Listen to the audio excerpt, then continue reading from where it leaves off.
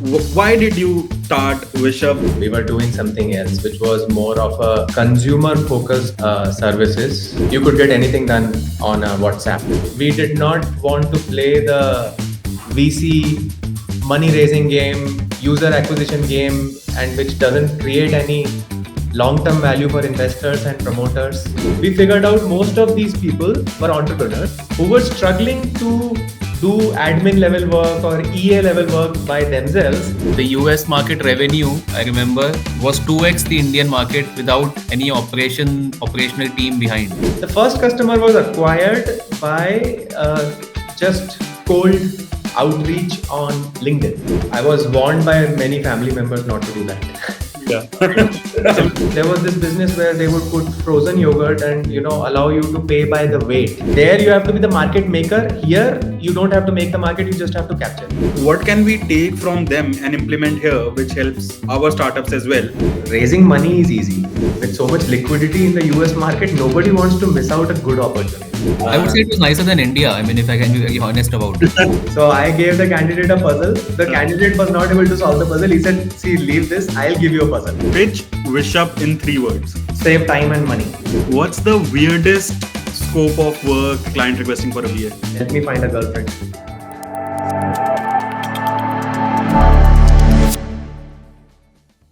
Hello everyone. Welcome to episode 1 of BizUp, where we talk to founders of startups which are operating or targeting the US markets. And today we have with us Neelesh and Vivek, who are founders of Wishup. Wishup is a company that provides virtual assistants, executive assistants, and bookkeepers to US clients.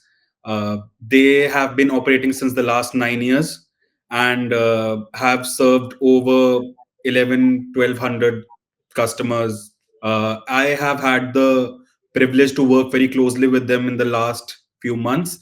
And so it was very obvious for me to bring them on my podcast as our first guests. Hi guys, how are you doing? Been good. Doing good. Thank you, Natik, for having us here. Yeah. All right, guys. So right off the bat, I think I would like to start by asking you that, why did you start Wishup, and why did you, enter this virtual assistant industry? Because I understand that it's a niche industry. It's probably not the first thing that would probably, click for me when I'm thinking of starting a business. So what was that aha moment that, okay, like this is what we need to do? Yeah, please. Any one of you can take the question. Nilesh, it's a long story. You're a good storyteller. Why don't you tell the story? Yeah, so I think in the past, I have told you, Natik, that we were a very different business model back in 2015, 16, 17, where we were not doing this. We were doing something else, which was more of a consumer-focused services. Let's say a personal assistant or a personal concierge, where you could get anything done on WhatsApp, right? This is where we started, and that's where, when you mentioned 9 years, so yeah, that is 9 years. But the virtual assistant model has been since 2019 April in the US market. So we'll be 6 years this April. So will be roughly 6 years this April. So this personal assistant concierge service through WhatsApp is what you were starting in India, not US. Yes, so we started that in India. We actually received a great response. So in terms of user acquisition and DAUs, MAUs, we were doing pretty good. We raised money initially, but then we figured out that this was not a business model that would work for a very long time. And at that point of time, Vivek and I, we were in our mid-20s. We discussed whether we want to do this for a very long time, because this business was never going to make money, as we figured out. And we did not want to play the VC money-raising game, user acquisition game, and which doesn't create any long-term value for investors and promoters. And that's when we thought we should think about something else that we want to do. And luckily enough, we got this idea that let's speak to the existing customers who had the highest amount of retention, Mhm. who were not using us essentially for a concierge, but what they were using us for was as additional pair of hands for their office work. Oh, okay. That's where we talked to these guys. Hmm. Startup culture had just started in India at that point of time. We figured out most of these people were entrepreneurs who were struggling to do admin level work or EA level work by themselves. They could not give this work to their expert employees. They could not give an admin work to their chief marketing officer or a chief sales officer. So they had to do it themselves. Let's say reporting, um, chief of staff level work. They Yeah. were getting it done by our chat operators. So these chat operators were working like knowledge workers, Hmm. and which makes sense if you think about it. That work has more value per hour than physical delivery work, which has less value per hour. And Yeah. this is where we thought let's try this model out. Hmm.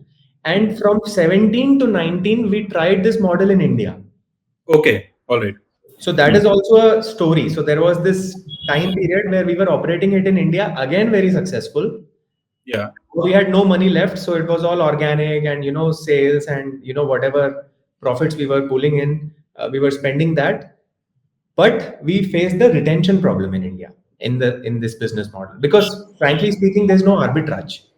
Even Hmm. though we were creating large value, the arbitrage was not big enough as it is in USD INR, Yeah. uh, right? So, Right.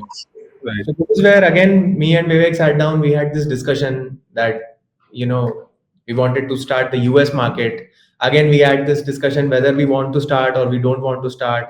So what we eventually decided was that one of us will work in the India market and the other one will try the US market. And Okay. within three, Who four was months, the India market? Who started the US market? so Nilesh started the US market, and Okay.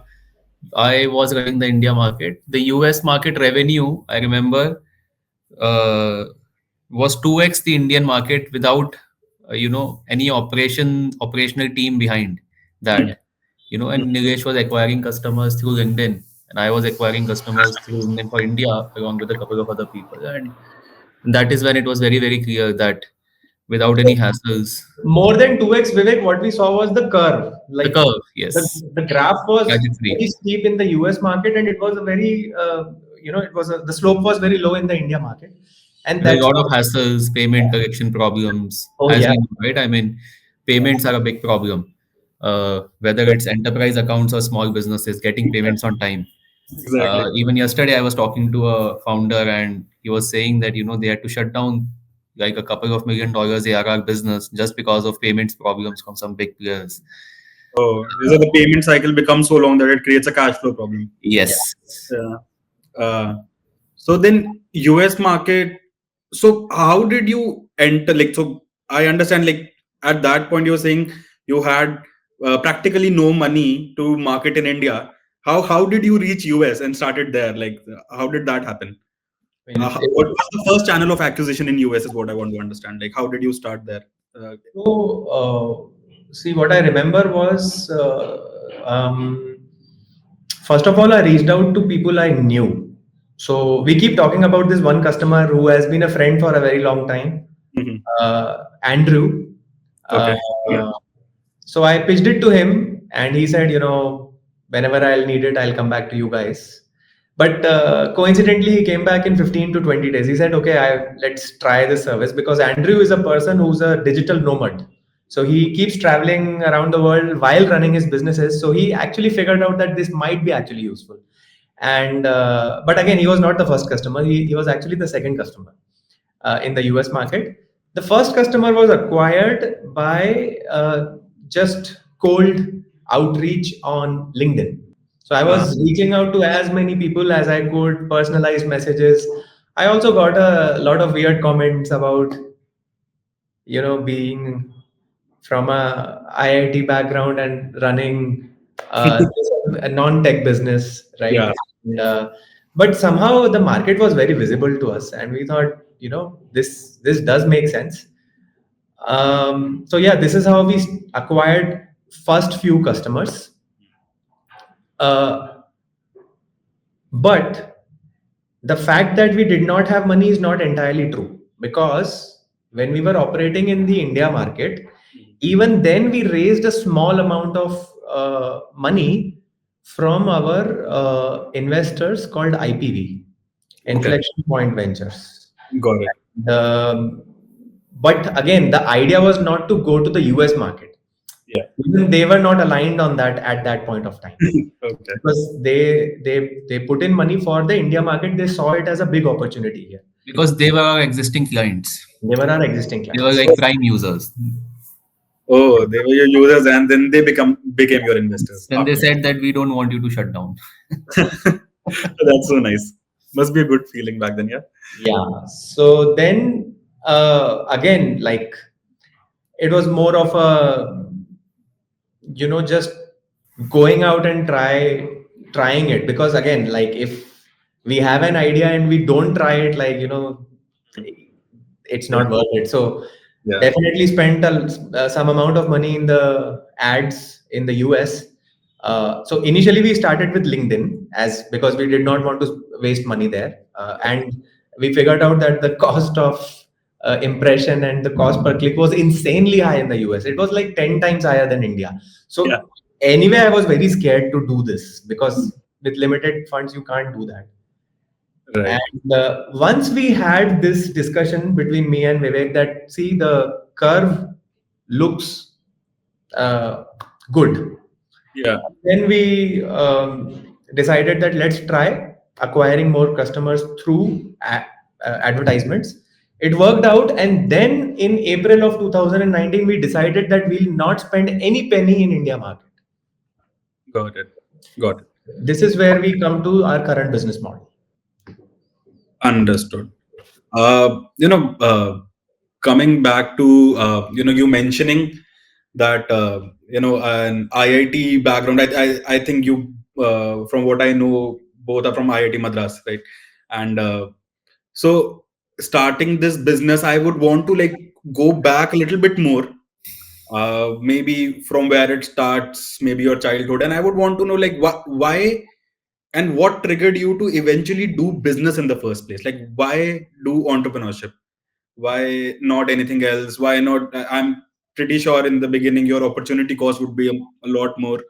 You would have been probably getting good packages in the industry and everything. Why did you do it in the first place? And like individually, I would want to know from the both of you, like how did it all start? Like, and you can start from the very beginning, where you grew up and everything. Vivek? Uh, so honestly, matlab, it was very clear from a very young age. I would say that at least for me, I wanted to do something of my own because I've been brought up in a business family. I've seen people, let's say, building their businesses from scratch multiple times. Uh, Having said that,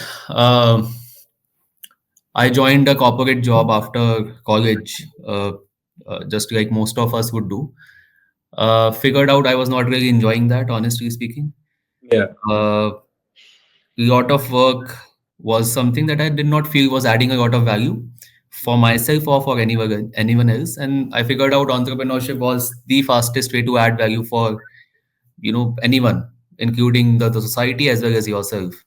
Right. And Nilesh used to keep discussing a lot of ideas while I was in a job in India and Nilesh was in a job in Germany.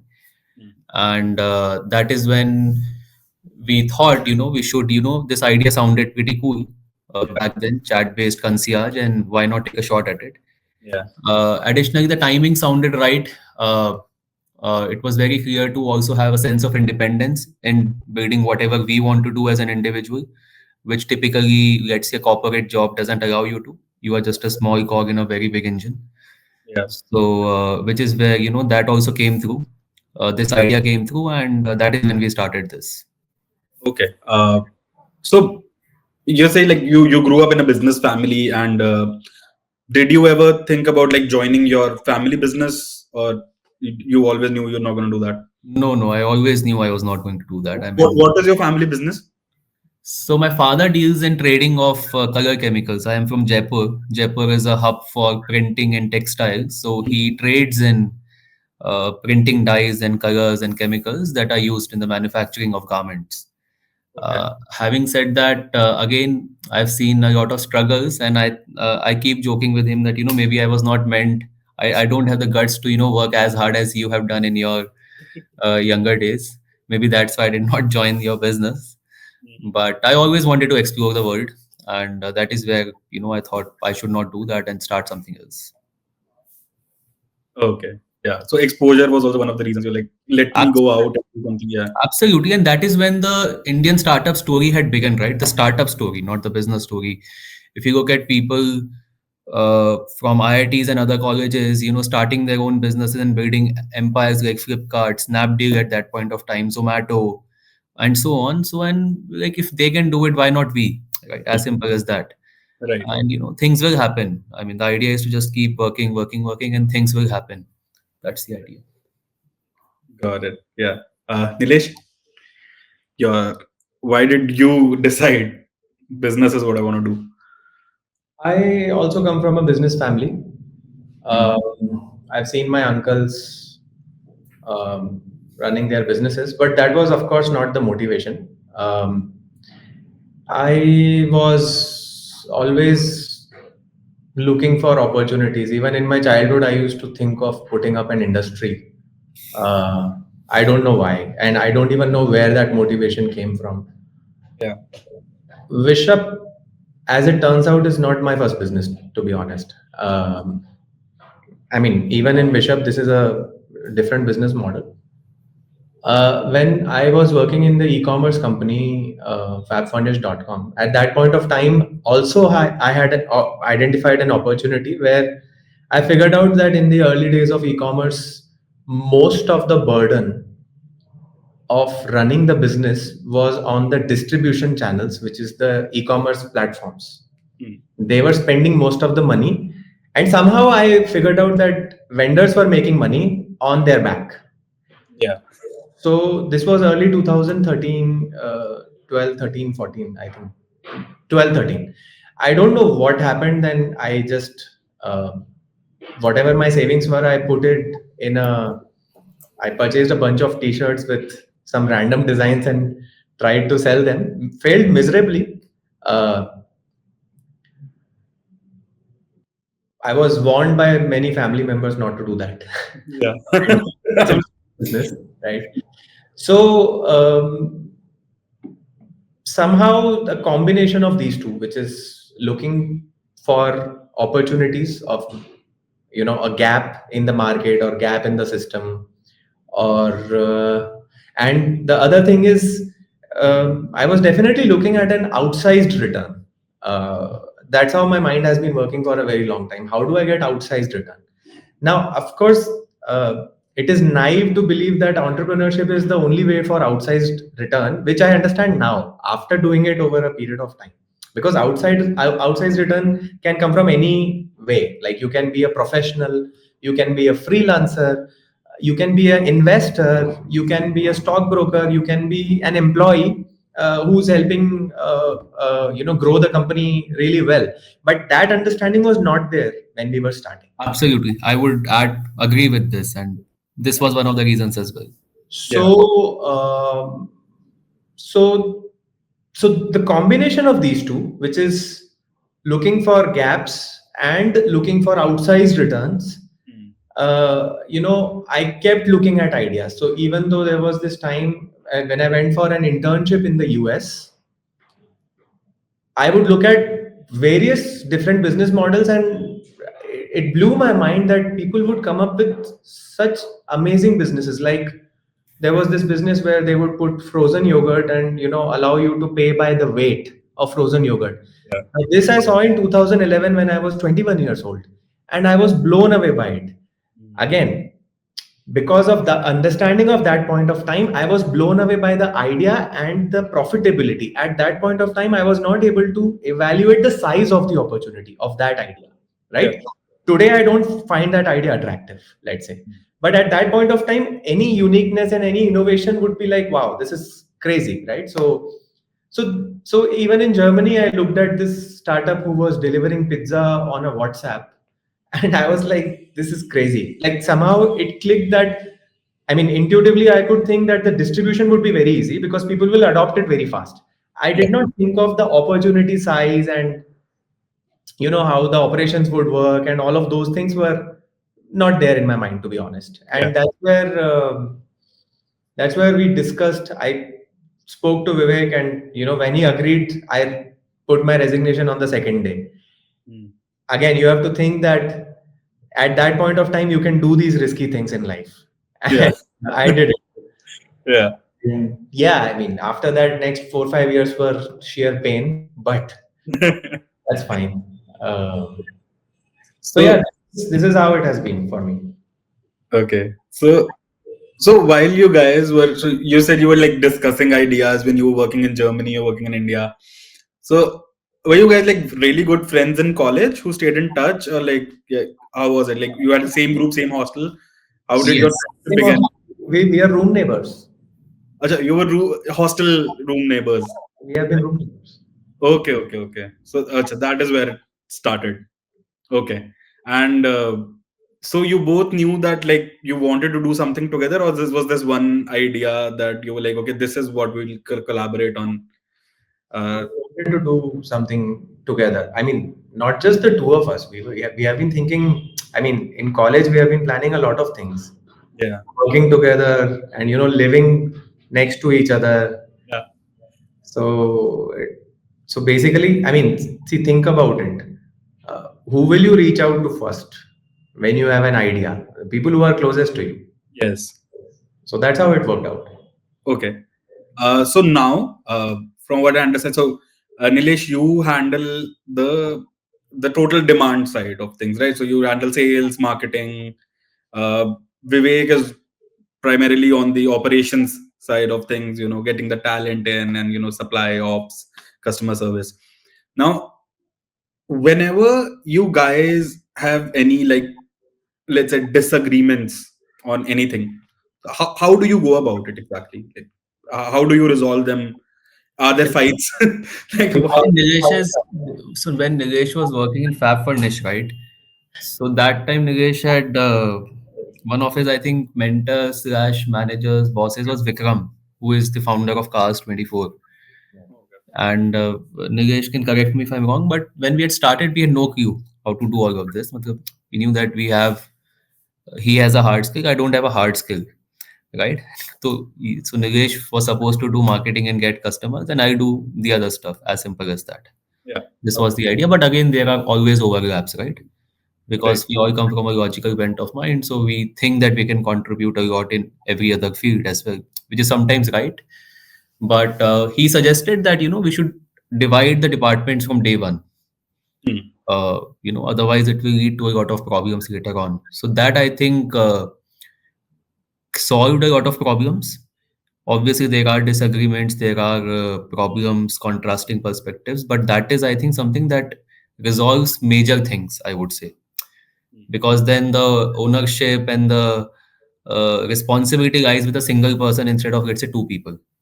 Yeah. Obviously, when we face challenges, we talk to each other about different things, but that solves most of the problems, in my opinion.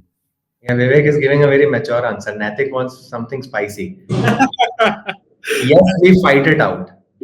Yeah. Okay. You fight it out. You wanted to hear that? Yes, we fight it out. And we'll Yeah. also go into the mode of told you so. Right. Of course. So yeah, it happens everywhere. So that's not something new. Right.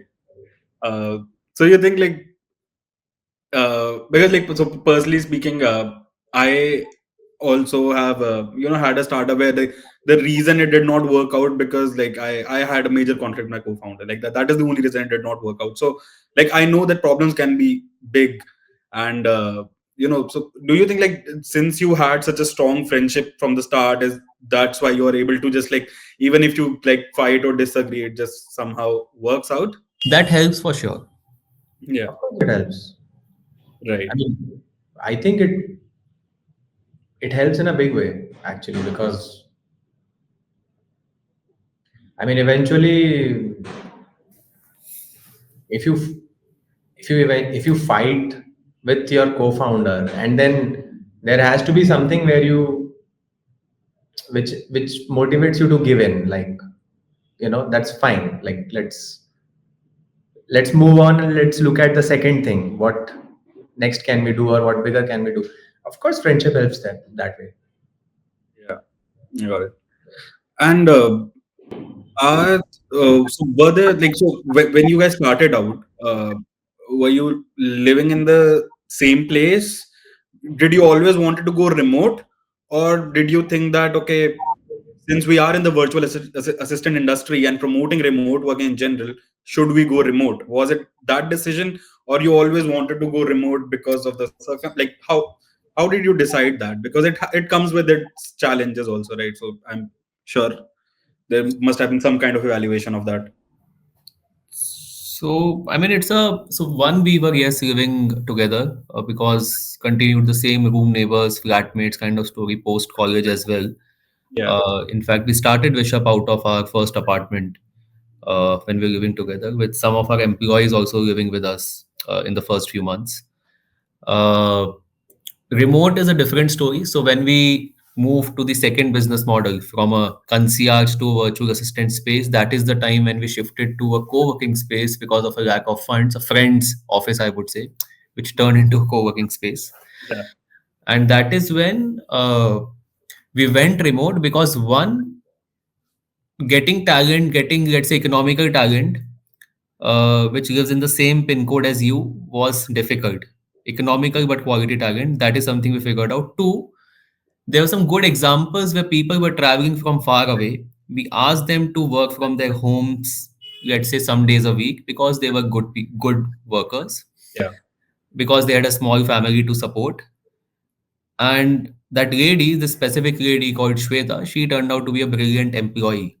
With Mm. her, she was very good with her tasks, Yeah. very good. And we had just acquired an initial few bunch of clients in India.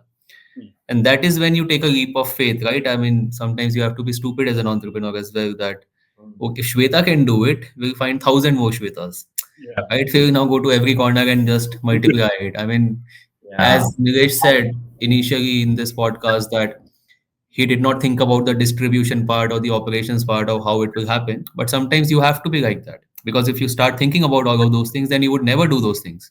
Yeah. I mean, so yeah, that is how we went remote. Ki chalo, now we'll go remote and we'll go to each and every corner of the country and hire people.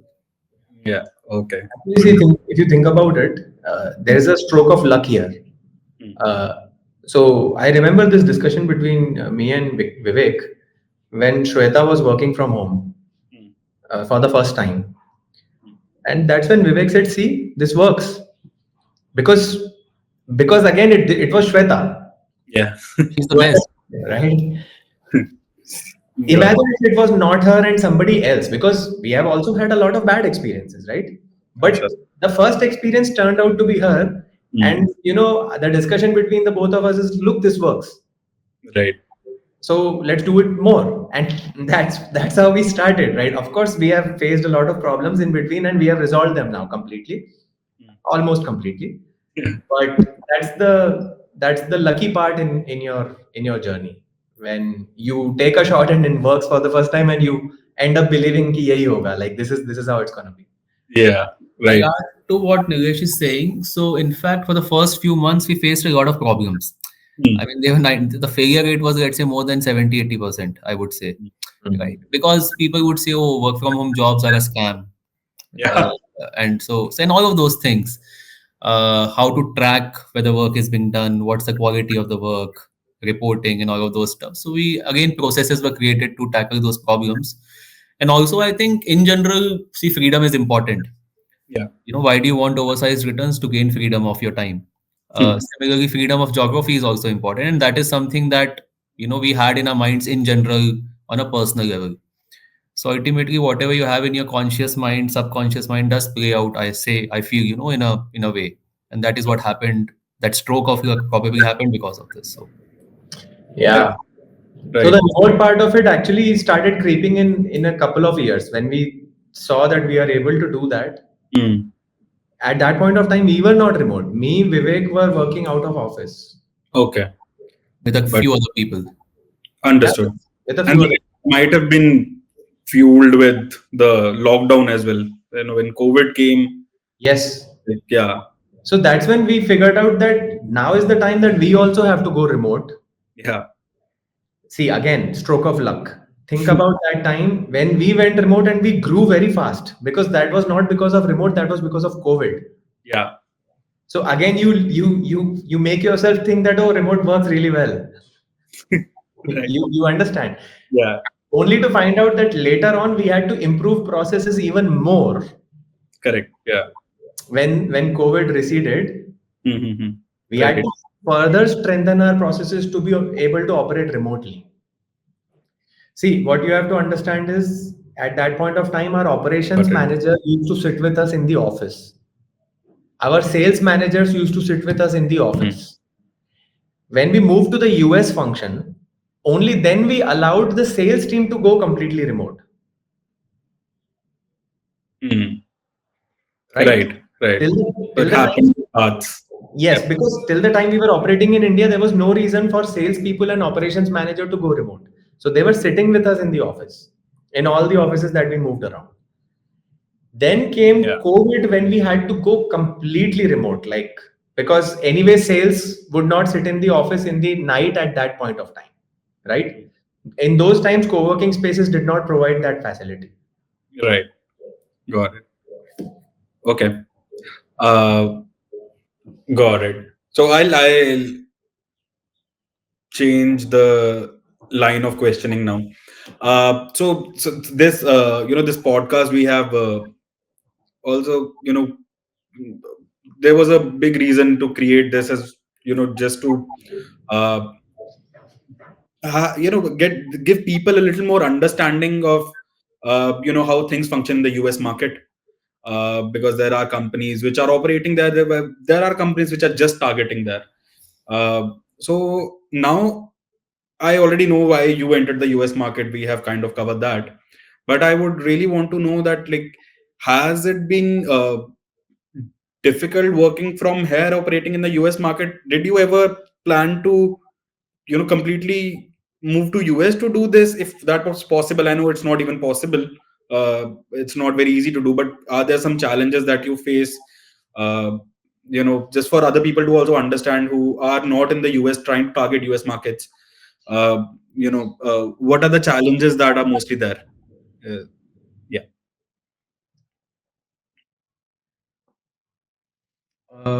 See, in terms of sales, in our kind of sales, we haven't faced any challenge. Hmm. I would say zero challenge, Okay. except the fact that some of the customers would not want to talk to anybody in India, Hmm. but that's very few. Okay. All right. We definitely made our assumptions and hypothesis that going to the US would solve this problem. Hmm. People thinking that we are from India. Yeah. Um, to be honest, that experiment hasn't been done completely, except a few instances where we hired people in the US market, salesperson in the US market, and tried selling from there. Hmm.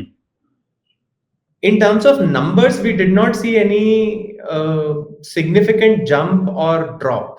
Like we were not able to figure out if this works better. Either our conversion rates improve or our meeting booking rate improves. None of these things played out. Okay. We also tried going to the US and trying to figure out whether we could do something there. So, for example, 2022, 23, 24, I visited US 3 times and 2 times with Vivek. Okay. The first trip was roughly for no agenda. So the only agenda I think Vivek told me was to just go and meet our existing customers and see what happens. So that Okay. was the agenda of the first trip, let's say. Hmm. Um, did we gain anything from that trip? maybe yes, some of the customers started knowing who we are and what we do. We were able to strengthen our relationships with them. For example, there's a customer in Florida which is a PR agency. Hmm. Did it significantly improve our revenue? Could not find any evidence of that. Then the next time we tried to go into um, a show, what is it called, a trade show sort of thing. And we met a lot of small business owners there. Okay. We told about our business and um, distributed some goodies. So yeah, that 2023 we went twice. So I think I went to New York once, and the second time I went to San Francisco with Vivek. But again, we could not convert any customer from at least those shows, let's Yeah. say. Okay. Hmm. Then we again thought about our strategy, like what else to do. So in 2024, we had a longish trip where we not just went to a couple of trade shows, we actually were able to capture good quality leads. Uh, one by being on the presenter side, and two by going to some of the other trade shows as guests. Okay. So we were able to capture a bunch of leads. Okay. Were we able to convert them? No, no evidence of that yet. Okay. While Vivek was able to build a relationship with an existing client, and that existing client has become a super referrer for us. Okay. Even till today, like after even 1 year, that client has been giving us referrals left, right, center. Okay. Understood. However, we also have evidence of those referrers who we haven't met, whose relationship with us is good, but they also have been giving us referrals. Hmm. Then we went to New York Tech Week, where we met a lot of founders in various events. Hmm. But see, the angle with such tech weeks is that everybody is trying to sell. Nobody is there to buy, everybody is trying to sell. So Yeah. again, we could not find any evidence of, let's say, getting direct revenue out of it. And in terms of branding, it doesn't help much because again, everyone is there with their own Too much agenda. noise. They are trying to figure this out. So on and off visiting US is definitely not something that has evidence of giving us direct revenue. Hmm. In terms of sales, being based out of the US did not increase any particular sales metrics as compared to having complete sales team out of India, like an Indian sales team versus an American sales team. Got it. Understood. The only place where we have seen some improvement is marketing. As you would see, Natik, in the marketing, when we have started posting from the US, Yeah. our metrics have improved a lot. Right. So that there is clear evidence of that. Yeah. Our reach has improved in the US market. Yeah. Because like in marketing, because the location matters a lot where the thing is posted from. Yes. So that it spreads that way. So Yeah. there is a clear evidence of marketing outperforming in the US by being based in the US. Yeah. So the person who's doing our marketing from the US was the person who was doing sales Okay. before this, by the way. Mhm. So yeah, I mean, this is my understanding. Vivek, your understanding? They pretty much the same, yeah. matlab, can understand with all of this. Uh, and I think also being in India is a much lower investment, I would say, a much better ROI right now because there's again no track record of, we actually getting a lot of conversions being in the US. So Right. even if you build a sales team in the US as an Indian company, then you would have to have funds in US dollars for that, not exactly in INR, right? Right. Right. So otherwise, it's a very tough game to crack hiring people from the US. But again, Natik, this is a very specific experience to us. Yeah. If you think about it, if you divide things by ticket size, as we have discussed multiple times, Hmm. if it's a much bigger ticket size, let's say if we were selling something for $5,000 or $10,000, or $50,000 or $100,000, then I don't think there is any other option other than sitting in the US, having an office there, and selling there, Yeah, because that sales won't happen from India. yeah, because like for them, you'll also probably have to meet in person and do direct sales in that case. Absolutely, And because as the ticket size grows up, you need somebody sitting in front of you, trusting them. yeah, They have to trust you, and then they are going to write a check. And that transaction doesn't happen over a credit card. yeah, no, it does not. Yeah. And in fact, so yesterday only I was talking to someone, another founder who's running a very successful company, B2B services company from India. Again, they started with India, moved to US, and for them it was the opposite, right? Because again, their ticket sizes are much bigger. It's Yeah. mainly enterprise deals. So for them, they have had to set up a team in the US with, let's say, half of the founding team in the US. And that is how now, let's say, US has become 50% of their revenue. Oh, so like so their sales team actually goes to meetings and close deals. Yes. Yeah. Yes. Yeah. See, Yeah. think of it this way: if we at all figure out that there is an enterprise demand for us, Yeah. then there has to be a US presence. Right. Right.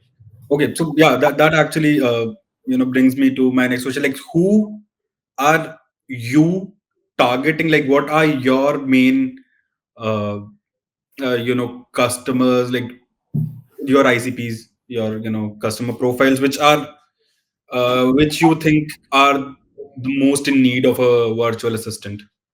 And yeah, that's what I want to know. That uh, what do you think, and where do you see it kind of scaling the most as well? Like, so we might have had like 8, 10 profiles that we know that these are the people who are getting our services, but where is the biggest jump that we can get? Yeah.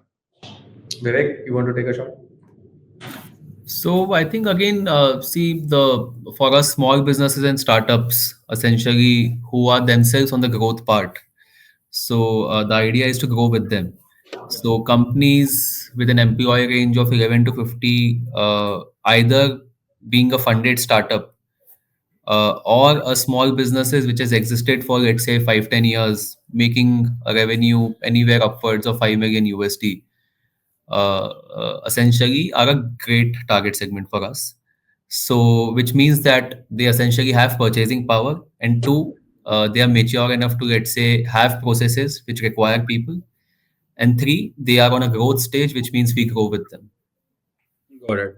So you're saying like people who are trying to scale, not they're like not at the cusp of like starting out. They have established a little bit, but they're doing that X to 10x journey where Yes. they can scale with virtual assistants without having a lot of people on the payroll, and then you grow together. Is what you're saying. Yes, absolutely. Yeah. Let me put it in a different perspective. So basically, see, you can look at ICPs in different ways. Yeah. ICP, ICP could be a set of users who will use your service easily. ICPs could be set of users who can benefit the most out of these services, Hmm. but they don't know that such a service actually exists or is useful for me. Yeah. Let me give you two examples. Hmm.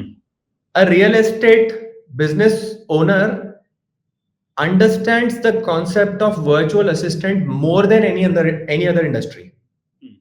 Now you can call that as a good ICP Yeah. because they know the concept and it's easy to onboard them. Yeah. Doctors easier to onboard, let's say. Okay. But now let's talk about startups where this service is actually the most useful. Hmm. Startup founders, right? Right. Hmm. When they scale to a let's say 10-member team, assuming these first 10 members are mostly core team members with expertise skills. Hmm. After that comes the time when you are about to hire generalists. Yeah. This is the time when virtual assistants come in and actually scale up very fast. Right. But startup founders don't understand and know this industry well yet. Hmm. Now, who would you call your ICP? If you were to ask me, the real job of marketing and sales is to convert number two. Hmm. But what happens essentially is that we get a lot of real estate marketing agencies because they understand the market well. Right. So now again, I mean, see, there you have to be the market maker. Here, you don't have to make the market; you just have to capture it. Hmm. So if you ask me in the short term, number one. But where would you become a large enterprise, large company is where, if you are able to crack number two also. Yeah. Understood. Uh, so, do you think so? Now you have quite like I think observed how uh, people founders in the US, how they are, how they run their businesses, how they interact, and a lot of things. Uh, I want to understand: are there some learnings or unlearning, some pros and cons that we should take from them in context of India? So, for example, like if they do something so well that we should adapt it here, or they are not that good at something which they can learn from here. Basically, there are two different ecosystems, is what I believe, because in US it's more established. India is still growing. So, what can we take from them and implement here, which helps our startups as well? And similarly, what other because any new emerging ecosystem also has a lot of new learnings. They think things in a different way, and what they can learn from us. You can take a minute. It's a loaded question, I know. I have got some answers actually. Yeah, please. See, what I observe in the US startup ecosystem is that they are very accepting of each other.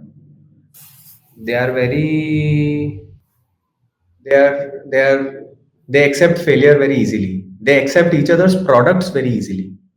They try out. Oh, okay. Um US again, US is US. I mean, Silicon Valley is crazy. Raising money is easy.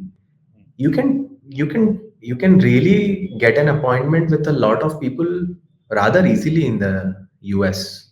No matter how famous the person is or how famous a venture capitalist is, people talk. I think US has this very good culture of appreciating everything, like every new idea which comes on the block, right? India is still very judgmental, I think, even at this point of time. Yeah. uh, I gave you this example, right? Like when I was reaching out to people, somebody said, hey, why are you building something in non-tech, let's say. Yeah. We never heard that in the US.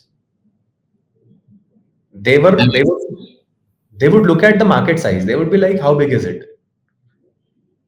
They don't care about a lot of things that people care about here. They Yeah. only look at what is the opportunity size. Is it big enough? Yeah. That they care about, right? So they are willing to talk and willing to explore a lot of more wide range of things than most of the people in India. And uh, but in India, I think systems are much more efficient. Mm. I, that is crazy. The level of efficiency Indian startups have, Yeah. I think US will take a lot of time to reach there. Yeah. Efficiency, you're saying in terms of cost Cost and efficiency. Yeah. cost So efficiency. Yeah. it's basically two sides of the same coin, right? Yeah. So the culture to openness probably, I don't know if it's a cause or an effect, but it also is related to how much funds do you have, what is the amount of liquidity in the market, and in India, yes, access to capital is not obviously as easy as the US, but then that also leads to much more efficient Mm. system. So yeah, but I think it's good to have probably a balance between both the Right. two things. Yeah.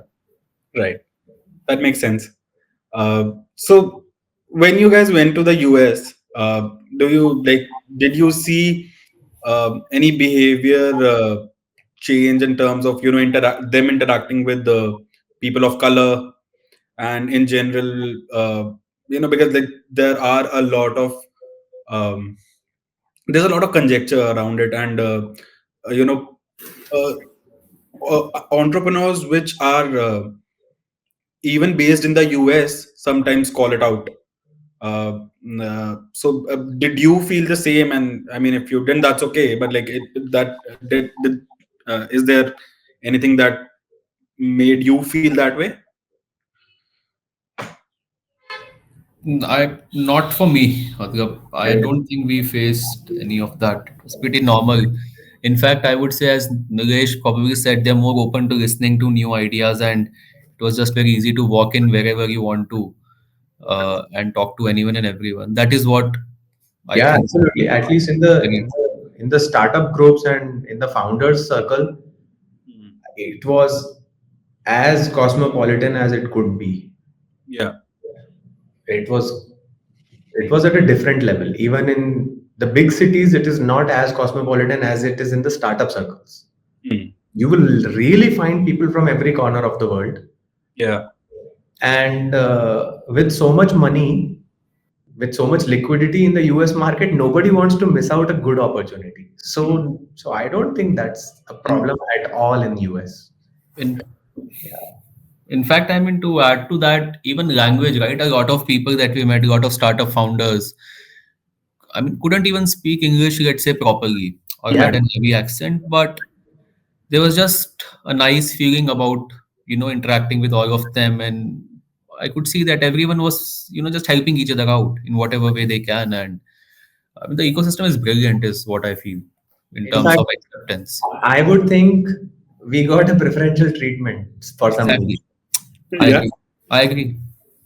So I think the people, like many people who have gone from India to the US, Hmm. they have actually earned a name for all of us.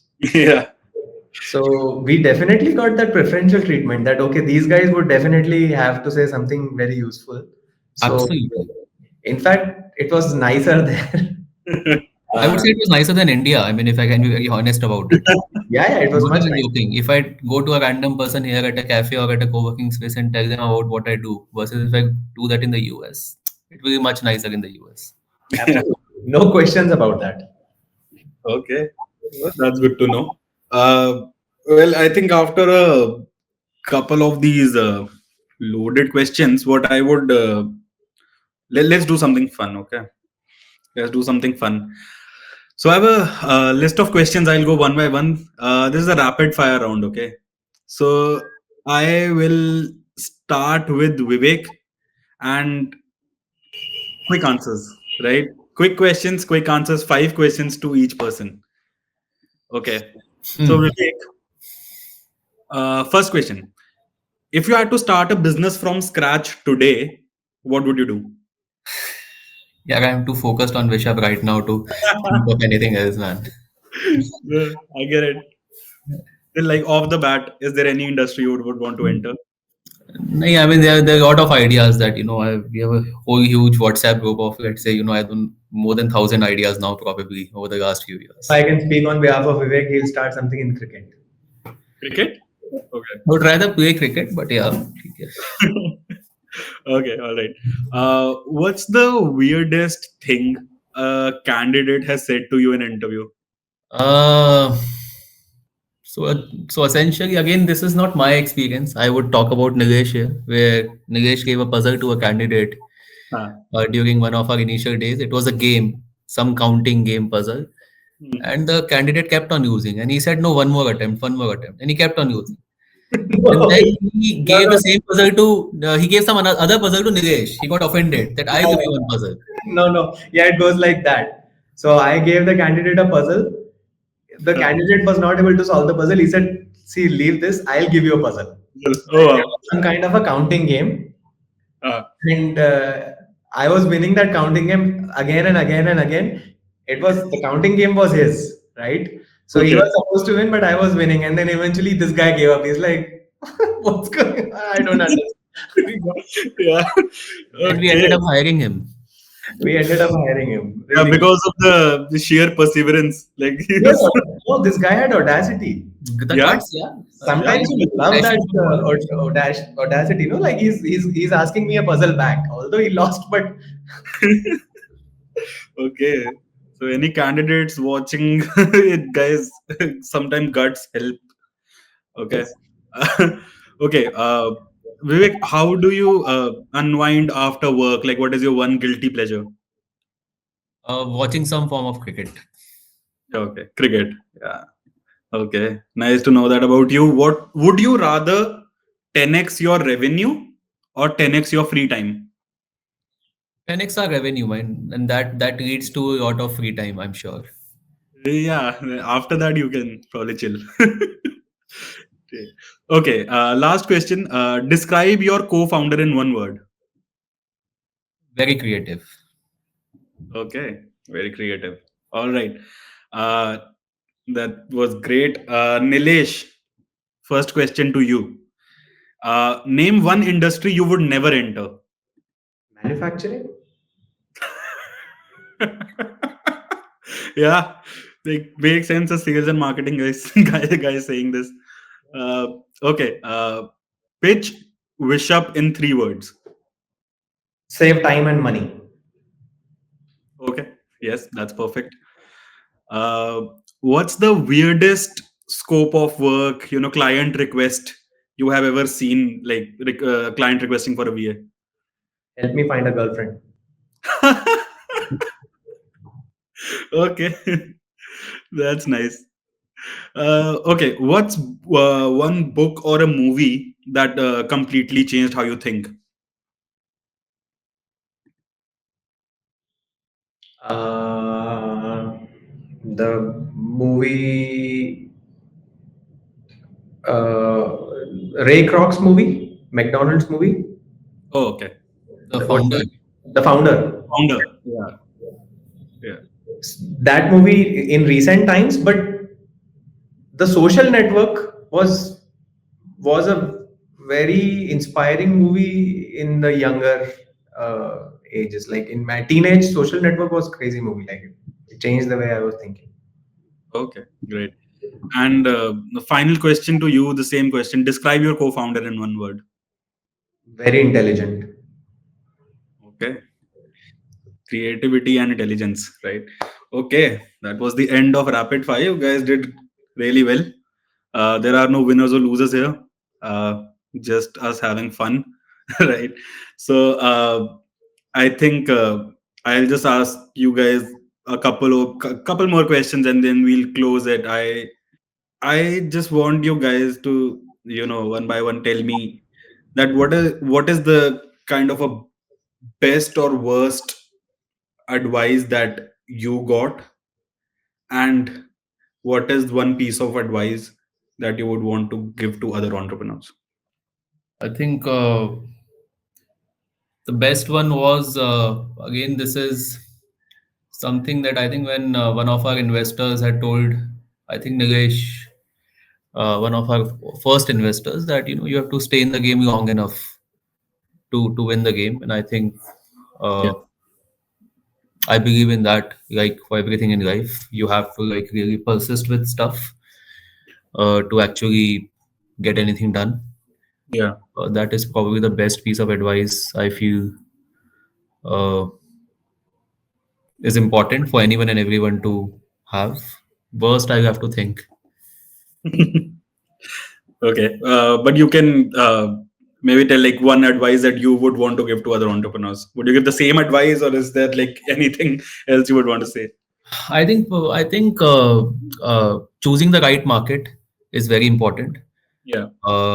That is something you can be like an amazing team. You can be very persistent, very hardworking, great energy, everything. But I think choosing the right market is the key. In addition to this, to actually have oversized successes, and that is something that I would say choose your market carefully, uh, and uh, and obviously there are so many other factors, but choose your market very very carefully. Okay. Thank you, Nilesh. I think. Focusing on something that works is the best advice that I've got so far. Hmm. Like very narrow focus and like go as niche as possible. Hmm. Haven't successfully done that, but that's the best advice so far. And the worst advice is again exact opposite of that. When an investor actually pushed us to enter into some categories which we were not good at, Yeah. Okay. and that didn't work out actually, Hmm. right? And we ended up wasting critical time, let's say, Time and money. time and money. So that was the worst advice we got. And to founders, choose the right market. Choose absolutely like go very bonkers on what market and the idea that you're choosing. Yeah. Because again, sometimes only the market might not help. Hmm. Social media is a very big market today. Can you enter it? No. So market and what idea are you bringing there? And that idea should have a significant improvement in terms of either efficiency, time, speed, or quality. Significant improvement means at least 50%, 100%, 200%, 1000% better than the current product. Yeah. So, but again, market is still better. Like choosing the right market still supersedes everything else. Right. Okay. All right then, guys. I think it was well. It was a great chat. At least I had a lot of fun. Time flew by. Really loved it. And yeah, I'll see you guys in some time again. Yeah. Good. Awesome. This was fun, Netik, and yeah, I didn't expect these questions, but yeah. Thanks, Sayed. This was definitely a lot of fun. Yeah. Thank you. Thank you for your time as well. Thank you for your time. You made us think a lot. Well, great. That was the intention. Thank you.